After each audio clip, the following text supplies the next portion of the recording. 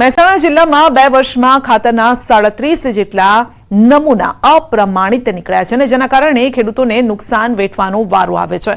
મહેસાણા જિલ્લા નાયબ ખેતી નિયામક વિસ્તરણ અધિકારીની કચેરી દ્વારા છેલ્લા 2 વર્ષમાં 1262 નમૂના લેવામાં આવ્યા અને આ નમૂના પૈકી 1225 નમૂના પ્રમાણિત હતા, જેમાંથી 37 નમૂના અપ્રમાણિત થતા એક કંપનીને દંડ ફટકારવામાં આવ્યો છે।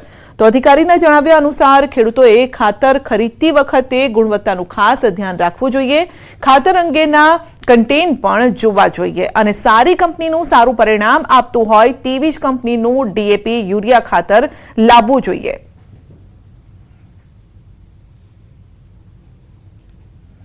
આ 37 નમૂનાઓમાં જોઈએ તો બાયો ફર્ટિલાઇઝર, માઇક્રોરાઇઝા, સેન્દ્રીય ખાતર, પ્રોમ, માઇક્રોન્યુટ્રિયન્ટ આ પ્રકારના ખાતરોનો સમાવેશ થાય છે। ખાસ કરીને જોઈએ તો યુરિયા, ડીએપી, એમોનિયમ સલ્ફેટ વગેરે આપણા સબસિડાઇઝ યુક્ત ખાતરો હોય છે અને આ ખાતરોમાં નમૂનાનું પ્રમાણ ફેલ થવાનું ઓછું છે।